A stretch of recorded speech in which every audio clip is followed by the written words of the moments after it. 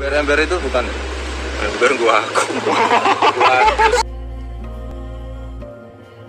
Enggak, ini harus banyak makan buah, Pak. Iya.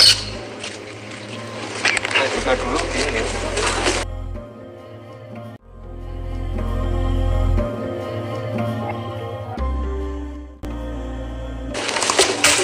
Makanannya nggak enak atau nakesnya nggak ada. Ini Pak. Keras, Gibran bantah Luhut dan kreativitas apik sang anak presiden.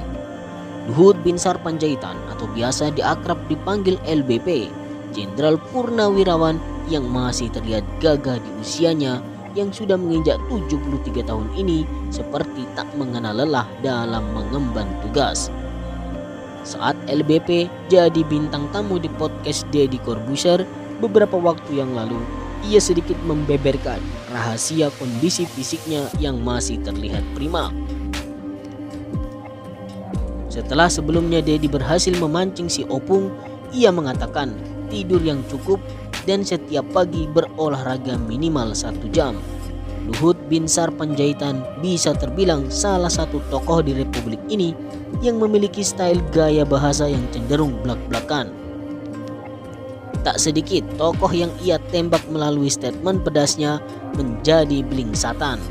Barangkali yang masih hangat adalah sindirannya kepada mantan Presiden ke-6 Susilo Bambang Yudhoyono. Luhut menyandingkan SBY dengan Habibie, mengingatkan SBY untuk tak perlu merasa berkuasa karena jabatan presiden ada masanya. SBY oleh Luhut disarankan duduk manis, boleh sesekali kritik. Tentu saja pernyataan Luhut ini membuat sebagian besar kader Demokrat kebakaran jenggot. Sebetulnya secara tersirat Luhut hendak menyampaikan sebuah pesan yang sangat dalam. Hal ini berkaitan dengan tes ombak oposisi yang sempat sangat jelas memanfaatkan situasi. Siklus menghampiri, pandemi sedang meninggi. Bersyukur ajakan demo untuk sementara waktu bisa dikebiri. Jika pecah bisa tambah masalah. Tapi bukan berarti sudah bebas. Aparat harus lebih tegas. Nampaknya masih ada PR besar menunggu, yaitu rencana Konfederasi Serikat Pekerja seluruh Indonesia yang akan melakukan demo pada tanggal 5 Agustus 2021 di 1000 pabrik.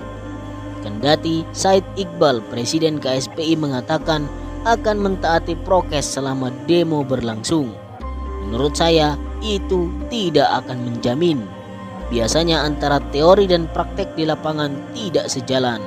Said Iqbal adalah caleg gagal PKS, juga mendukung militan Prabowo di tahun 2019 yang konon saat itu dijanjikan kursi Menteri Tenaga Kerja jika Prabowo menang.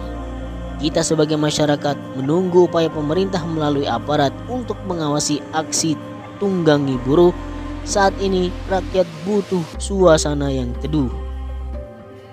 Kembali ke Jenderal Purnawirawan Luhut Binsar Panjaitan. Sebagai Menko Bidang Kemaritiman dan Investasi, Luhut Binsar Panjaitan kita ketahui juga sebagai pemegang komando penerapan PPKM darurat di Jawa dan Bali, yang kemudian belakangan berganti istilahnya menjadi PPKM level 1 sampai 4. Sebagai orang yang ditunjuk oleh Presiden sebagai komando penerapan PPKM, tentu saja Luhut memiliki tanggung jawab yang sangat besar. Luhut diminta segera menurunkan penambahan kasus terkonfirmasi harian oleh Presiden. Tentu saja, 9 provinsi yang menjadi tanggung jawabnya bakal dipelototi setiap saat, termasuk kota yang dianggap masih tinggi kasus kematiannya. Luhut tidak pandang bulu, semua bakal terkena teguran. Nah, yang menarik, ia juga menyoroti angka kematian kasus COVID-19 yang tinggi di kota Solo. Seperti yang kita ketahui, Wali Kota Solo Gibran Rakabuming Raka tak lain putra sulung Presiden Jokowi.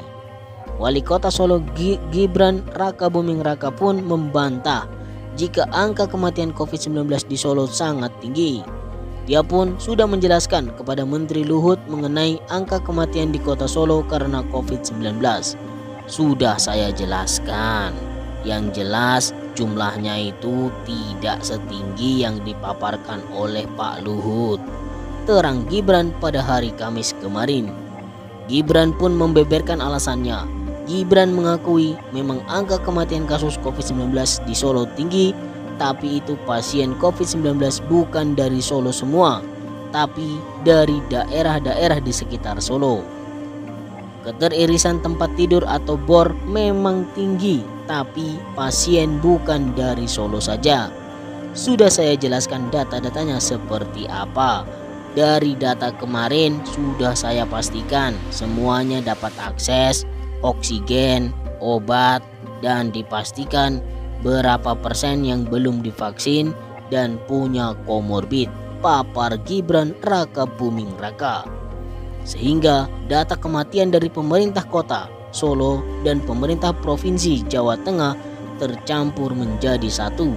Harusnya itu terpisah karena pasien COVID yang dirawat di Solo tidak hanya masyarakat Solo, tapi juga dari daerah lain. Solo memang selama ini menjadi rujukan dari daerah lain, juga dari kabupaten yang masuk Karisidenan, antara lain Kabupaten Sukoharjo, Boyolali, Klaten, Sragen, Karanganyar, dan Wonogiri. Inovasi Wali Kota Solo Gibran Raka Buming Raka bersama wakilnya Teguh Prakosa untuk menekan kasus COVID-19 di daerahnya cukup kreatif. Salah satunya, Pemkot Solo menggunakan mobil vaksinasi keliling melayani penyuntikan warga. Menurut saya ini keren dan bisa dicontoh di daerah lain. Berbasis 1 unit kendaraan bus menggelar vaksinasi COVID-19 bagi warga.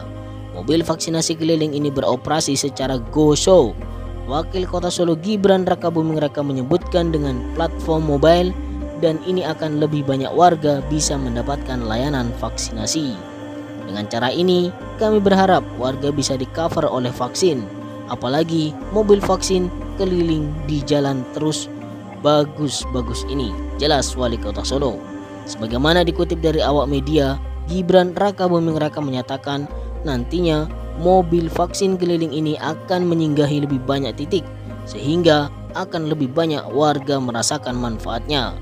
Keseriusan Gibran Raka Buming Raka dalam mengemban tanggung jawab sebagai kepala daerah patut diacungi jempol. Gibran sebagaimana yang diketahui juga penyintas COVID-19 dan sudah sembuh.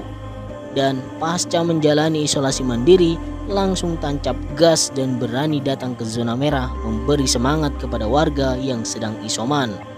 Warganya diminta tidak perlu takut dan optimis segera sembuh.